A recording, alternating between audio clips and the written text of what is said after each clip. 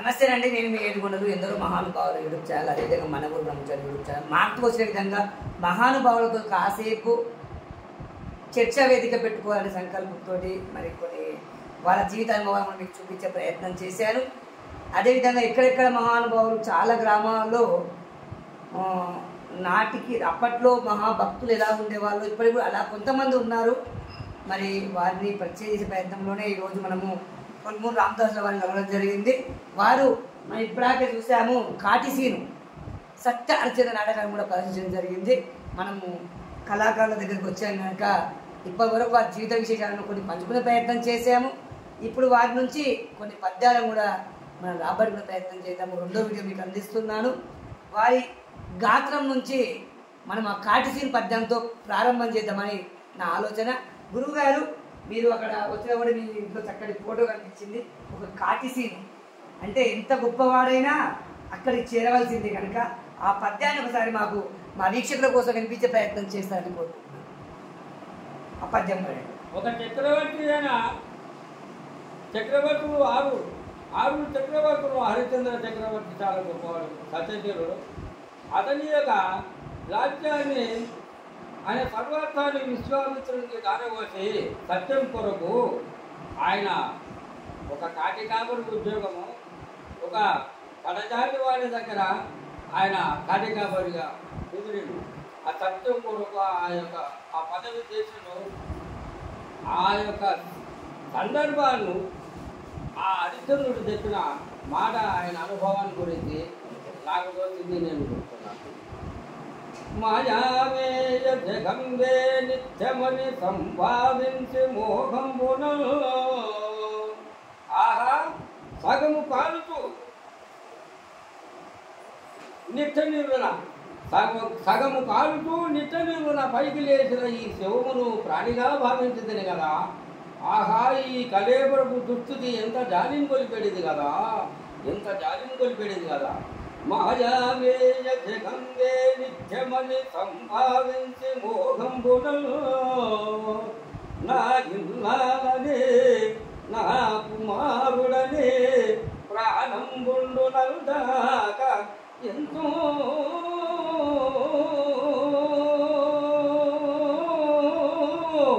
అల్లాడెను ఈ శరీరము.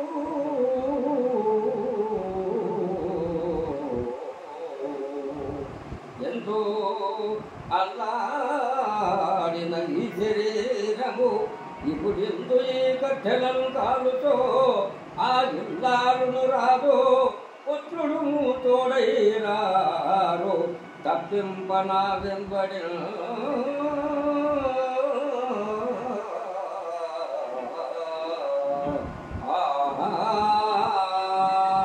అలాగే ఈ శరీరాలు మన వెంబడి రావు, ఎప్పటికైనా కాలిపోయేదే, ఎప్పటికైనా మట్టి శరీరం మట్టిలోనే కలిసిపోవాల్సిందే. కానీ మట్టిలోనే మాణిక్యం ఉంది. అదే ఆత్మ, దీనికి అంటారు అదే పరమాత్మ, అదే సృష్టికి మూలమైంది, సర్వాంతర్యామి. ఆ ఆత్మను జరిగిన వాడు అదే సత్యస్వరూపం. ధర్మాన్ని పాటించు, సత్యస్వరూపమైన ఆత్మను తెలుసుకోనికే ప్రయత్నం చేయి.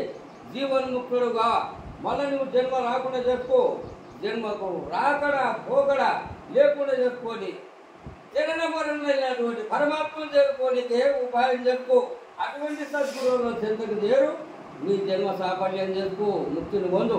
గురువు గారు మధ్యలో ఏమనుకోవద్దు, మనం పద్య భాగమే మరొక పద్యం కూడా మీ నుంచి 5 పద్యాలు వాడించాలని ఆలోచన. మీకు నచ్చిన పరిహారం సరే, ఇప్పుడు మనకు హరిశ్చంద్రుడి యొక్క చక్రవర్తి యొక్క ఆయన యొక్క జీవిత అనుభవం, ఆయన కష్టాలు వాడడం, ఆయన బాధ ఆ పద్యాలు వాడండి అని చెప్పుకున్నాడు. ఎన్నో ఏళ్ళు ఎన్నో ఏళ్ళు గతించిపోయినవి కానీ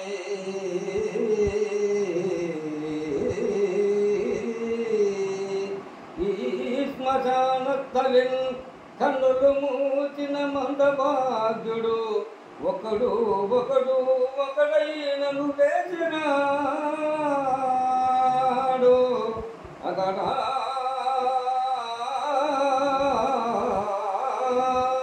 ఎన్నాళ్ళీ చలనంబులేని చయనంబె కానీ తన్ను నల్లాడి అల్లాడిరో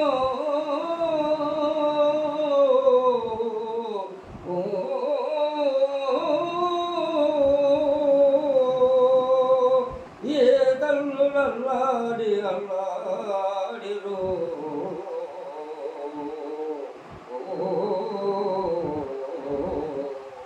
కన్నీటంబడి కాగిపోయినది నిక్కం బిందు పాదానవో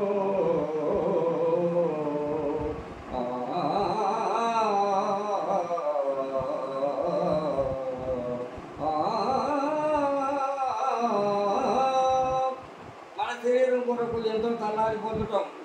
అది ఒట్టిదే కానీ అది మృతదేహం, జడ రూపం. అందుకొరకు ఆత్మ లేకుండా ఒకటి దేహాన్ని పట్టుకొని కాలం గడిపేస్తే ధనముని ఎవరు రాదు, భూములు రావు. భూమి ఇక్కడనే ఉంటుంది, ఆకాశం అక్కడనే ఉంటుంది. సూర్యుడు చంద్రుడు వాళ్ళు ఎప్పుడు ఓరు వస్తూనే ఉంటారు, నడుస్తూనే రాత్రి బాబులు జరుగుతూనే ఉంటుంది. కానీ ఇది అన్నిటికీ మూలమైన ఆత్మను గురించి సర్వేశ్వరుడైన సర్వాత్మకుడైన పరమాత్మ తత్వాన్ని తెలుసుకోకపోతే మానవ జన్మకు ముక్తి లేదు. గురువు గారి మధ్యలో మళ్ళీ నేను ఎంట్రీ అవుతున్నాను. మరి 2 పద్యాలు పాడారు. మధ్యలో పద్యం ఏమవుతుందా? ఒక చిన్న మీకు మీ తాత అంటే మీరేమో హనుమంతదాస మీ తాత కదా, మీ గురువు కన్నా మీకు తాత. అయితే ఇది వేపూరు హనుమంతదాస్ గురించి ఒక 2 మంచి విషయాలు. అంటే ఆయన మొత్తం ఆణిముత్యాలే, కానీ ఆయన ఎక్కడెక్కడ తిరిగాడు. చాలా మందిని అడిగారు, పొద్దుగా ఇంటర్వ్యూ చేశారు, కానీ ఎవరు సరిగ్గా చెప్పలేకపోయారు. వాళ్ళు తోచి చెప్పారు. మీకు తెలిసే అనుభవం, అతను ఎక్కడెక్కడ తిరిగాడు, ఎక్కడెక్కడ తపస్సు చేశాడో చెప్పండి. ఆయన ఎక్కువ మన్యంకొండ పోయాడు. ఓకే, మన్యంకొండ మహబూబ్నగర్ దగ్గర ఉంటుంది, మహబూబ్నగర్ జిల్లా. మన్యంకొండ పైన ఉన్నాడు. ఇక్కడ వేపూరు, ఇక్కడ బెక్కెర అని ఊరు ఉంది. ఆ వేపూరుకు దగ్గర ఆ బెక్కెర అని దట్లు ఉన్నాయి, అటకెళ్ళి గుట్టలు ఉన్నాయి. ఆ గుట్టల మీద కూర్చొని ఈ సంకీర్తనలన్నీ మొత్తం అక్కడనే రాశాడు. కొన్ని మన్యంకొండ అక్కడ ఉండి కూడా అక్కడ రాశాడు. అక్కడ రాసినే అక్కడ మన్యంకొండ మీద అంకితం పెట్టాడు. ఇక్కడ రాసినే ఏపూరు మీద అంకితం పెట్టాడు. అక్కడి నుంచి ఇక్కడ అంతా కలిపేశాడు. మన్యంకొండ అని అనేది మనం మహబూబ్నగర్ పక్కనే ఉంటుంది. మహబూబ్నగర్ దగ్గరనే మన్యంకొండ అని ఒక గ్రామం, అది ఊరు. ఆడ వెంకటేశ్వర స్వామి గుడి ఉంది, పెద్ద గుట్ట. అది పురాతనమైన దేవాలయం. అక్కడ ఈయన నివాసం చేస్తుడు. అక్కడ ఒక మన్యంకొండ హనుమంతదాస్ కుటుంబం ఒక్కొక్క మన వాద్యకారుడు ఉన్నాడు. ఆయన ఈయనకన్నా ముందు ఆయన మన్యంకొండ అనమాట. ఆయన కుటుంబంగా కొన్ని గురువు గారు. మరి ఈ వేపూరు హనుమంతదాస్ గారు వేపూరు గ్రామంలో పుట్టి పెరిగి పెళ్లి కూడా చేసుకున్నాడా? పెళ్లి చేసుకున్నాడు. ఆయనకు ఆయన వాళ్ళ ఇంటి పేరు వాళ్ళు ముదిరాజు కులము. అయితే ఆయన పేరు హనుమంతు. తెప్ప హనుమంతు అంటే వాళ్ళ ఇంటి పేరు తెప్ప హనుమంతు. అయితే ఆ తెప్ప హనుమంతు చిన్నప్పుడు ఏం చేసారు, వాళ్ళు 4 అన్నదమ్ములు, 4 ఆడపిల్లలు, 8 మంది కుటుంబం, పెద్ద కుటుంబం. వాళ్ళ అమ్మ నాయన పెద్దవాళ్ళు. అయితే అప్పుడు ఈయన అందరికన్నా పెద్దవాడు. హనుమంతదాసయ్య వారు ఈ 8 మంది సంతానంలో మొట్టమొదటి ప్రధాన తల్లిదండ్రులకు ప్రధానమైన మొదటి కుమారుడు, ప్రథమ కుమారుడు. అయితే ఈయనకు పెళ్లి అప్పుడు చిన్నప్పుడు బట్టగాడు తోలేదు. అలా ఎనుమోలు ఉన్నారు. ఆ ఊళ్ళో ఎనుమో దొరకడు. అయితే పుట్టగాదానికి ఆ బట్టగాడు పోతే ఇంతకు బరపట్టునో ఏదో చేస్తారు ఆ కాలంలో. అప్పుడు బట్టగాడు పోతే ఇంత బట్టగాడు పోయాలని ఆ బట్టగాడికి తోలిస్తే ఆయన చెల్లెలుకోపోయి ఆ బర్రను కొట్టేది పిల్లవాళ్ళకు. అక్కడ కొట్టి మేపకుండా లేదా చెట్ల కొట్టి ఆ నీళ్ళలో పడిపోయాయి. ఈ పిల్లలు బదలకాడి పోరగాళ్ళందరూ పోయి మీ జీతగాడు బర్రను కంటెన మేపుతలేడు, వాడు అన్న చెట్లు కొట్టిండు, వీడు ఇదిలో చెరువు. ఇప్పుడు మన పొలం దగ్గర ఉంది అదే చెరువు, అదే చెరువు, అదే చెరువు. అన్న కొట్టి మేపుతున్నాడు, మీ జీతగాడు బర్రను మేపుతలేడు అని తోటి బర్రగాడి జీతగాడు వేరే వాళ్ళ దగ్గర ఉన్న ఆ పోరగాళ్ళంతా వస్తూ పోయి ఆ దొరకు చెప్తే ఆయన గుప్ప తీసుకొని వచ్చాడు. దొడ్డిగారు తీసుకొని వచ్చి, ఒరే ఎక్కడ వాడు బర్రను మేపుతలేడు, చెట్లు కొట్టిందట, అవి పాలిస్తావే, మరి మేదం లేకపోతే వీడు అల్ల కొడితే ఇంత ఏడవున్నాడు. చెట్టు కింద పడుకున్నాట, ఒకటి మర్రి చెట్టు కింద, ఆ కంచెల మర్రి చెట్టు కింద పడుకుంటే హీరో పోయాడు. హీరో పోయినాక ఎండ ముఖానికి పోయింది. ఎండ ముఖానికి వచ్చింది. పార్వతి నుంచి ఇక్కడ నీడ మొత్తం వచ్చింది. మొత్తం నీడ పోయింది. ఎండ వచ్చింది ముఖం 12 గంటలకు ముఖానికి ఎండ తగ్గింది. ఎండ అయితే 5 సిరతులు ఉన్న 5 చెట్లు వచ్చింది నిలబడి హనుమదాసరాయ ఆది చెట్లు 5 సిరతులున్న పాము పెద్దది. 5 చెట్లు వచ్చి నిలబడ్డాడు. నీలవర్ణంలో ఉన్నదట 5 తలలు. అది వచ్చే నెలకు ఈయన గుప్ప తీసుకొని వచ్చాడు. దొర గుప్ప తీసుకొని వస్తే అక్కడ చూసే తలకు ఈ 5 తలలు ఉన్న పాము ఆయనకు ముఖానికి నీడబట్టింది. ఎండ కొనకుండా నీడబట్టే ఇంకా ఆయనకు భయమై నమస్కారం చేసుకున్నాడు. ఈయన దేవుడు, ఈయన ఆదిశేషుడు, ఈయననే పరమాత్ముడు అని వాయపో నేను ఎంత పాపం చేస్తా అని ఆ గుప్ప అక్కడ ఆడేసి నమస్కారం చేసుకొని వెళ్ళిపోయినాడు. ఆ తర్వాత మళ్ళీ 4 పిల్లలు పోయి మళ్ళీ ఇట్లే షికారు చేస్తే మళ్ళా చూద్దామని పోయి మళ్ళీ గుప్ప తీసుకొని పోయినాడు. పోతే మళ్ళీ అదే ఆదిశేషుడు నిలబడినాడు. అదే చెప్పింది 2 సార్లు చూసినాట ఎల్మోదర. అప్పటి నుంచి వాయపో నాయన నువ్వు నా తల చిత్తం పెట్టుకుని నువ్వు పరమాత్మ ఉన్నావు నాయన అని తల్లిదండ్రులకు అప్పగించి నాయన ఈయనకు నా బలం గాయదు, నేను ఇతనికి చదువు నేర్పిస్తా, నేను బడికి తోడిస్తా, అంత నేనే పెట్టుకొని ఈయనను బడికి తోడించి చదువు నేర్పిస్తా. ఆయననే ఆ ఎల్మోదోరినే ఆయనకు చదువు నేర్పిస్తాడు. ఆ కాణిగల బడికి తోడించి అద్భుతంగా చదువు నేర్పిస్తాడు. చదువు నేర్చుకున్న తర్వాత పటవారిగిరి చేసాడు. పటవారిగిరి చేస్తే పటవారి దసరాలో మొత్తం శ్రీరామ శ్రీరామ శ్రీరామ అని రాశాడు. మన హనుమదాసు వారు పట్టుబద్దలం కూడా చేశారా? చేస్తే అది మొత్తం శ్రీరామ శ్రీరామ శ్రీరామ అని రామకోటి రాసింది. ఎవరిని భూమి లేదు, ఎవరిని సర్వనేమో లేదు అన్న మొత్తం శ్రీరామనే ఆ కష్టలీల. ఆ చాటున్నారు వచ్చి ఏమో నాకు ఇదే తెలుసు ఇదే రాశారు స్వామి, నాకు వేరే తెలియదు ఇదే చేస్తాడు. అంటే అతనికి పెళ్లి చేయాలని తాత ఎంబడివాడు.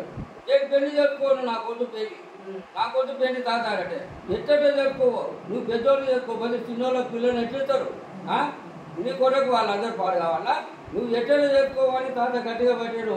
పట్టి నువ్వు కాళ్ళు కట్టి చేస్తానంటే నీ కాళ్ళు కట్టితే నీకు నీకు దొరికితే కదా నువ్వు ఉరుకులో కొట్టి ఉరుకుతున్నా నాకు అట్లా పోటీ.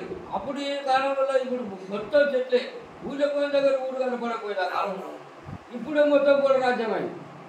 అట్లా ఉరుకుతుండే రాళ్ళు రప్పలు అన్ని పెద్దాయన ముసలాయన ఇంకా కింద పడి మోకాళ్ళకు దెబ్బలు తగిలాట.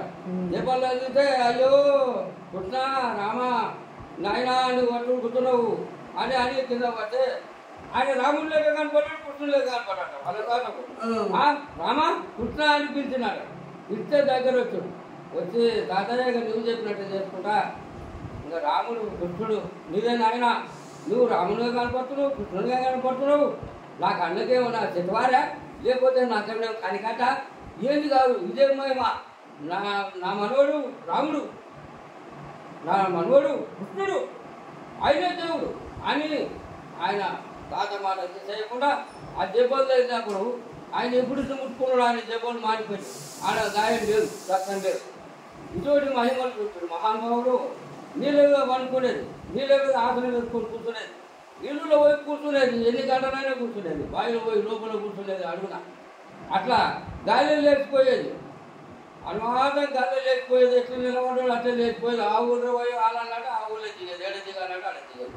అది గగన విద్య నేర్చుడు, వాయువు తీస వాయువు విద్య గగన విద్య. అట్లా గగనంలో లేచిపోయేది అనుమతుండేదా. మన వేపూరు హనుమదాస్ జీవిత చరిత్ర చాలా చక్కగా మీరు చెప్తూ ఉన్నారు. చాలా మందిని అడిగాను, కొంచెం చెప్పారు. చెప్పే పద్ధతి వాళ్ళకు తెలియదు ఏమో కానీ చెప్పలేదు. మీరు చాలా అద్భుతంగా విశ్లేషిస్తున్నారు. మరి ఈయన వివాహం అయిన తర్వాత భార్యతో కలిసి ఎన్ని సంవత్సరాలు ఉన్నారు? ఆయన వివాహం అయిన తర్వాత బలవంతంగా చెప్పుకుంటే వివాహం అయింది. వివాహం అయిన తర్వాత 2-3 సంవత్సరాలు అయింది. భార్య ముఖం చూడలే. ఆయన ధ్యానం చేసుకుంటున్నాడు, కీర్తనలు రాసుకుంటున్నాడు, పూజ చేసుకుంటున్నాడు. ఎప్పుడు ధ్యానం, ఆయనకి ఎప్పుడు సంకీర్తనలు రాసుకున్నాడు. అక్కడ కొట్టి ఉన్నది. ఆయన మరి పెద్ద చెప్పుకునే నా జీవితం ఎట్లా అని పెద్ద మనుషుల దగ్గరకు పోయింది. ఆవిడ చెప్పుకుంటా ఆయన భార్య అడిగితే ఆయన వచ్చి ఆయనకు ఏం మాట్లాడాలి, ఆయన మహాభక్తుడు, ఆయనకి ఎదురు మాట్లాడడానికి వీలు లేదు. మీరు ఆయన వచ్చి ఇంట్లోకి వచ్చి పూజ చేసుకుంటుంటే ఎప్పుడైతే ఇంట్లోకి వచ్చి పూజ చేసుకుంటున్నాడో తలుపు పెట్టి గొల్లె పెట్టిరా, అప్పుడు వచ్చి మేము మాట్లాడతాం అని అన్నాడు. అయితే ఆయన ఏం చేసింది, ఆయన వచ్చి పూజ చేసుకున్నది ఇట్లా పోయింది చూసింది. ఆయన లోపల దీపం ముట్టించుకొని పూజా మందిరంలో పూజ చేసుకొని గుళ్ళు పెట్టుకొని పూజ చేసుకుంటుంటే ఈమె బయట తల్లి పెట్టి ఇక గొల్లె పెట్టి పెద్ద మందుల దగ్గరికి వచ్చింది. ఊళ్ళో పోతే అయ్యగారు వచ్చాడు, పూజ చేసుకుంటున్నాడు. మీరు చెప్పినట్టుగా నేను బయట గొల్లె బయట వచ్చిన అయ్యా ఇంకేందో మాట్లాడుతున్నాడు అని అంటే వీళ్ళందరూ పోయి పెద్ద మందులు పోయి తలుపు తీసుకుంటే లేడు ఏడమ్మా అయ్యగారు లేడు కదా ఉన్నాడయ్యా, నేను కండ రోజు నేను చూసే కదా వచ్చిందంటే అరే నీకేమన్నా నీ కండకేమన్నా చెప్పారా ఎట్లా అంటే అమ్మతోడే ఏం చదువుతాడే అయ్యగారు వచ్చింది చూసే నేను పూజ చేసుకుంటూ నేను ఇంకొచ్చాను. అరే ఇదేంటని దగ్గర నుంచి ఒక అబ్బాయిని వచ్చాడు. ఎప్పుడు కాలం ఎత్తుని తీసుకున్నాడు. ఎత్తుని తీసుకుంటే ఒక 10 రూపాయలు రాయం ఇచ్చినాక ఆ కాలంలో ఏదో 30 రూపాయలు పోయిస్తాడు. అది 10 రూపాయలు ఇచ్చాడు, 20 రూపాయలు ఇచ్చి ఎత్తుని కొట్టుకుపోతే 3 నెలల కొట్టాలు వచ్చి ఆ కాపాయిన ఆయనడే వచ్చినాడు. 20 రూపాయలు తీసుకొని ఈ అర్జున్ తన ఎత్తుని తీసుకొని కొట్టుకుపోయి ఆయగారు ఆడు దగ్గర గట్టు కూర్చున్నాడట. కూర్చొని ఆయన రాసుకుంటున్నాడు. ఆయన అది కీర్తనలు రాస్తున్నాడు. అయ్యగారు నమస్కారం నమస్కారం బిడ్డ, నీ ఎద్దు మంచిగా నీకు 5-6 ఏళ్ళు మంచిగా కష్టం చేస్తారు పో అన్నాడు. అంత చాలు అయ్యగారు అన్నాడు. అనేది వస్తే వీడేమి 35 అయ్యగారు ఇంటికారు. అదే అయ్యగారు వచ్చాడు, అమ్మగారు పంజాది మొదలెత్తలేదట. ఏదో మాట్లాడి పోతున్నారు, ఇంకా పూజ చేసుకుంటుంటే గొడ్డు పెట్టి తాగినాడు.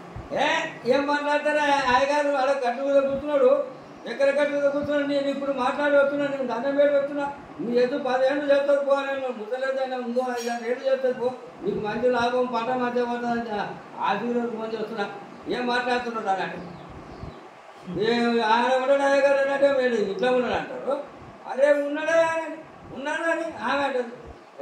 అయ్యగారు ఆడున్నాడని ఆయన అంటాడు. కాబట్టి ఇట్లా మంది దొరికాడు. ఆయన ఈ ఊళ్ళో కనపడి ఇంకోటాన కనపడేది, ఇంకోటాన కనపడి 4 తిట్టలు కనపడేది మహానుభావుడు. అటువంటి దివ్యమైన అవతార పురుషుడు. అటువంటి పీఠములో నేను మాకు మొదటి గురువుగా ఆ అవతార పురుషుడైన హనుమంతాంతులయ్య వారు హనుమంతుడంత బంధు. అందుకొరకు ఆ పెద్దల యొక్క ఆశీస్సులు ఉండాలి, ఆ సద్గురుమూర్తి యొక్క కరుణా కార్యక్రమం అంది ఉండాలి. ఆ యొక్క వాళ్ళ యొక్క వాసనతో వాళ్ళను చేర్చుకొని వాళ్ళ యొక్క అనుగ్రహం పొంది వాళ్ళ యొక్క ఆధీనములు నేను ఆత్మారామం చేసుకొని జీవితం నడిపిస్తున్నాం. సమస్త సుఖినో భవంతు, సమస్త సుఖినో భవంతు, సమస్త సుఖినో భవంతు. జై సీతారాం, జై సీతారాం. ధన్యవాదాలు గురువు గారు. వేపూర్ హనుమంతదాస్ జీవిత చరిత్రను చాలా చక్కగా విశ్లేషించారు. చెప్పుకుంటూ పోతే చాలా పెద్ద కథలు ఉంటాయి కనుక మళ్ళీ మీకు కలిసినప్పుడల్లా ఇక నాకు అనిపించినప్పుడు మళ్ళీ మాట్లాడే ప్రయత్నం చేస్తాను. చివరగా మళ్ళీ మీతో ఒక పాట వేపూర్ హనుమంతదాస్కి సంబంధించిన పాట ఒకటి ప్రారంభించే ప్రయత్నం చేస్తాను. అక్కడ